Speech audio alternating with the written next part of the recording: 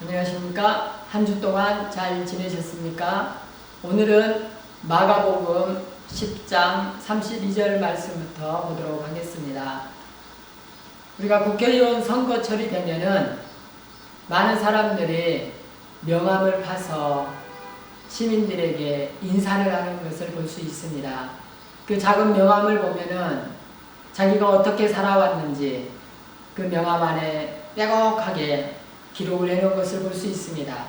자기가 시민들을 이렇게 섬겼다, 지역을 위해서 이렇게 일을 했다, 그런 기록들입니다. 거기에 더하여서 허리를 굽히면서 많은 사람들에게 한 번만 뽑아달라, 열심히 지역을 섬기겠다, 이렇게 합니다.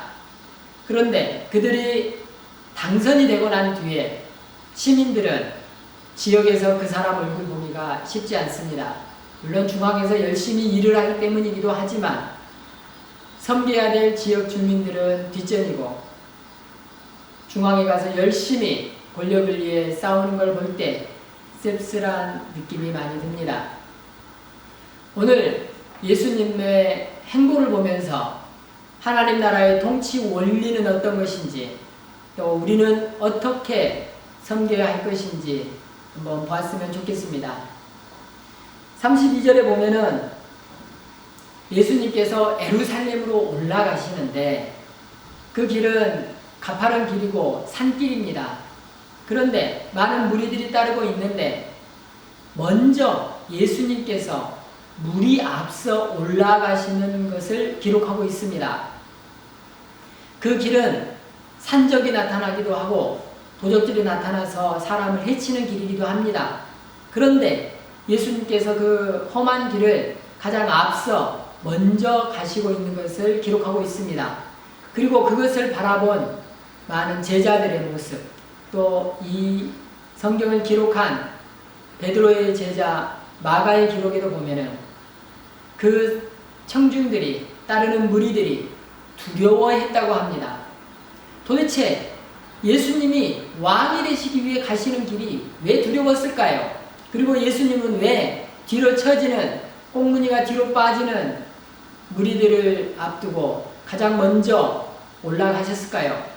그러면서 예수님께서는 말씀하십니다. 예수님께서는 죽으러 가신다. 많은 사람들에게 고난과 수치를 당하고 결국에는 이방인들에게 넘겨져 죽을 것이다 라고 말씀을 하십니다. 그러면서도 가장 먼저 앞으로 향하고 있습니다. 참 이상한 일이 아닐 수가 없습니다. 그런데 제자들의 모습은 더 이상합니다. 왜 꽁무니를 뒤로 빼고 두려워하고 있을까요?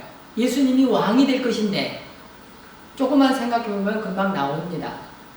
예수님이 왕이 되려면 기존의 권력자들을 물리쳐야 합니다. 그것은 곧 전쟁입니다.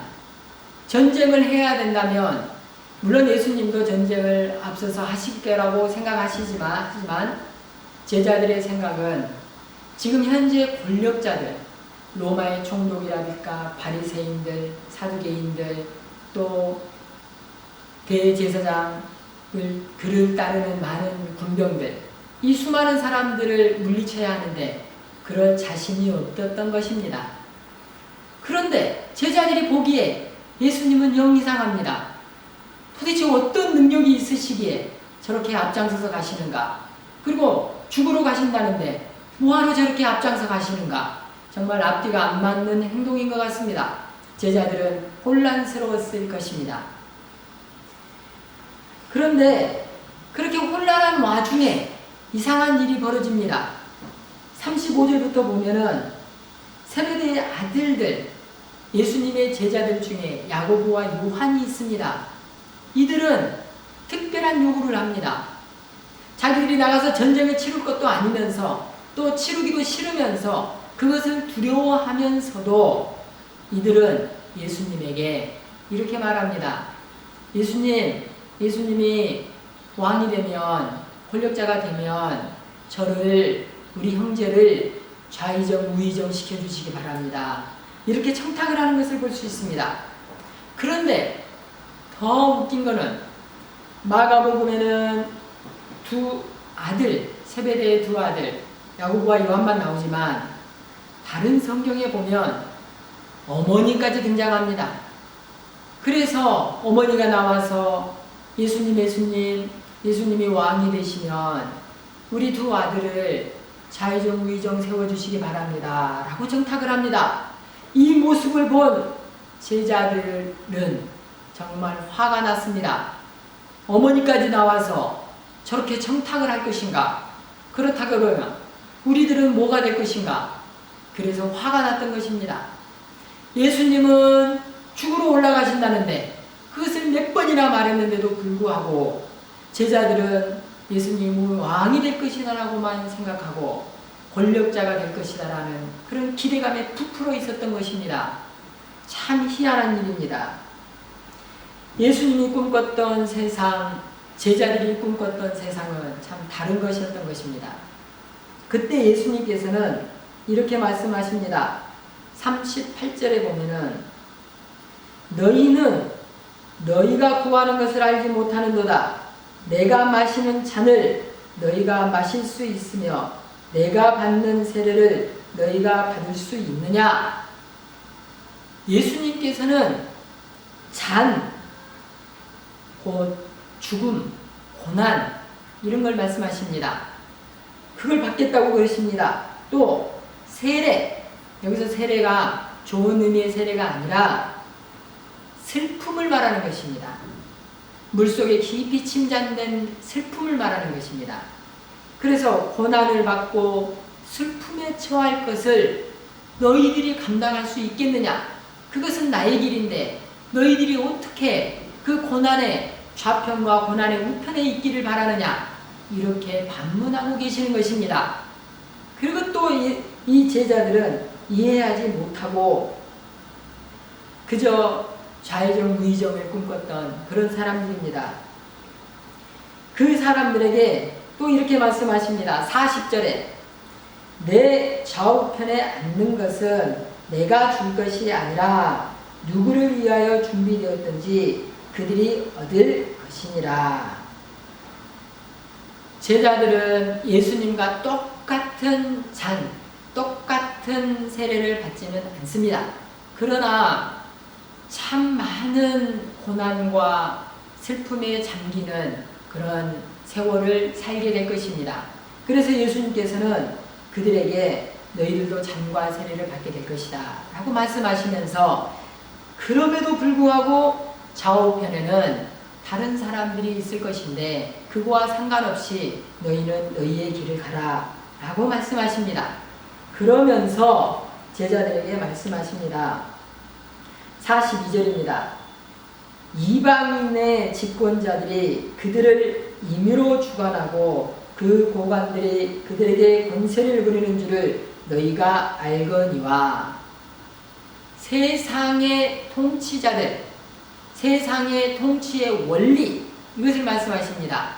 그것은 권력자가 모든 권한을 가지고 주인의 권한을 가지고 횡포를 부리든 말든 그것은 그들의 원리대로 움직인다는 것을 말씀하고 있습니다. 이것을 예수님이 말씀하시면서 제자들도 다 알고 있는 것이니 너희들도 알고 있지 않느냐 이렇게 말씀하고 있는 것입니다. 예수님의 통치 원리는 이 세상의 통치 원리와 다른 것이었습니다. 하나님 나라는 43절에 보면 너희 중에 누구든지 너희 중에는 그렇지 않을지니 너희 중에 누구든지 크고자 하는 자는 너희를 섬기는 자가 되고 너희 중에 누구든지 으뜸이 되고자 하는 자는 모든 사람의 종이 되어야 하리라. 이렇게 말씀하십니다. 천국의 통치 원리는 무자비하게 절대 권력을 쥐고 세상처럼 이 사람 저 사람 잡아다가 쓰는 그런 게 아니고 많은 사람을 섬기고 더 섬기는 낮은 자리로 내려가는 그런 것입니다. 그래서 교회에서는 섬김이라는 말을 많이 쓰지 통치한다, 다스린다 이렇게 하지 않습니다. 목회자도 교회에서 섬기는 것이고 장로, 집사, 평신도 모두 다 교회를 섬기는 것입니다. 가정에서도 섬기는 것이요 직장에서도 섬기는 것입니다. 군림하는 것이 아닙니다. 그러면서 예수님께서는 45절에 인자가 온 것은 섬김을 받으려 함이 아니라 도리어 섬기려 하고 자기 목숨을 많은 사람의 대속물로 주려 함이니라. 예수님께서는 섬기기 위하여서 오셨는데 어떻게 섬기기를 원하시냐면 자기 몸을 죽이면서까지, 그래서 이 땅에 있는 많은 사람을 살리기까지 그렇게 섬기러 오셨다고 합니다. 정말 섬김의 극을 보여주는 것이 아닌가 그런 생각이 듭니다. 이 성경을 읽는 사람은 첫 번째 누구였냐면 로마에 있는 핍박받는 성도입니다. 로마에는 당시 많은 핍박을 받은 성도들이 많았습니다. 그들을 인도하는 지도자는 누구였냐면 베드로였습니다. 베드로는 로마 정부로부터 많은 견제를 받고 핍박을 받아야 될 사람이었습니다. 그리고 당시 성도들도 많이 죽어갔습니다. 그리고 베드로 사도도 역시 나중에 십자가에 거꾸로 못 박혀 죽게 됩니다. 정말로 베드로 사도는 섬김에 예수님의 뒤를 따르는, 그 섬김의 극을 따르는 그런 참된 제자로 성장하게 됩니다. 이 성경을 읽는 로마 성도들은 예수님의 섬김, 베드로의 섬김, 이 모습을 보면서 많은 위로를 얻었을 것 같습니다. 자기들의 훌륭한 지도자 베드로도 예수님의 말씀을 잘 못 알아듣고 어리버리하면서 좌충우돌하였구나. 그리고 나서 아주 멋진 훌륭한 지도자로 성장하였구나. 이것을 로마에 있는 성도들이 마가복음을 읽으면서 깨닫는 것입니다. 그러면서 우리도 베드로 사도처럼 또 예수님처럼 저런 섬김의 삶을 살아야 되겠구나, 이렇게 다짐하면서 그 고난의 세월을 이겨내지 않았을까, 이런 생각을 해봅니다. 그 다음에 46절에 보면은 맹인, 거지, 베드로, 바디메오가 나옵니다. 이 바디메오는 거지였기 때문에 큰 길가에 있습니다. 많은 사람들이 다니는 곳에 있습니다. 그곳에서 구걸하면서 있는 중에 사람들의 소리가 들립니다. 예수님이야, 예수님이 우리 마을에 오셨어, 예수님을 한번 봤으면 좋겠어, 이런 소문이 들립니다. 그래서 이 사람은 큰 소리로 외칩니다. 다윗의 자손 예수여, 나를 불쌍히 여기소서. 이렇게 큰 소리로 말을 하니 주변에 있는 사람들이 거지를, 그 맹인을 무시하면서 저지합니다. 넌 조용해, 너 같은 것이 어떻게 예수님께로 온단 말이냐, 이러면서 저지합니다. 그럼에도 불구하고 이 사람은 큰 소리로 외칩니다. 다윗의 자손 예수여, 나를 불쌍히 여기소서. 결국은 예수님께서 그 거지를 부르게 됩니다. 그 사람을 나에게로 데려오라. 그때 이 맹인의 자세가 다릅니다. 50절을 보면은 맹인이 겉옷을 버리고 뛰어 일어나 예수께 나오거늘 이라고 합니다. 예수님께 나올 때 겉옷을 벗는다는 것은 자신의 신분을 다 걷어내고 그저 그냥 알몸으로 나오는 것 같은 그런 상태입니다. 쉽게 말하면 우리가 지금 현재 예수님께로 나아갈 때 저 같은 경우는 목사 박용인으로 나가는 것이 아니라 인간 박용인으로 나가는 것입니다. 이혜진 교사가 예수님께 나갈 때 교사의 그걸 다 버리고 그냥 단순히 인간 이혜진으로 나가는 것입니다. 겉옷은 바로 신분증입니다. 나는 유대인이야, 이런 자세입니다. 유대인은 선민의식이 있습니다. 우리는 구원 얻은 사람이야. 그래서 신분증과 같은 것입니다. 또 제사장은 제사장의 옷이 있습니다. 또 이방인은 이방인의 옷이 있습니다. 군인은 군인의 옷이 있습니다. 근데 그런 것들을 벗어버리고 예수님께로 나간다는 것은 순수하게 인간 그 자체로 예수님께 나간다는 고백입니다. 거기에 더하여 이 맹인은 다윗의 자손 예수여라고 합니다. 다윗의 자손이라는 말은 구원자 예수님, 선지자 예수님, 단순한 사람 예수님이 아니라 나를 구원하실 분입니다라는 그런 고백이 들어있는 것입니다. 굉장한 신앙 고백을 하고 있는 것입니다. 거기서 예수님께서 이렇게 말씀하십니다. 51절에 내가 무엇을 하여 주기를 원하느냐? 그래서 이 사람은 그럽니다. 선생님, 보기 원합니다. 그래서 예수님께서 그러십니다. 52절에 가라, 내 믿음이 너를 구원하였느니라. 네 눈이 떠졌다 라고 말하신 게 아닙니다. 구원하였느니라 라고 말씀하십니다. 그래서 이 사람의 반응을 보십시오. 길에서 예수님을 따른다라고 했습니다. 그래서 여기서 우리는 알 수 있는 게 이 성경을 쓰게 한 사람이 베드로입니다. 베드로는 이 사람의 이름을 알고 있습니다. 바디메오라고 알고 있습니다.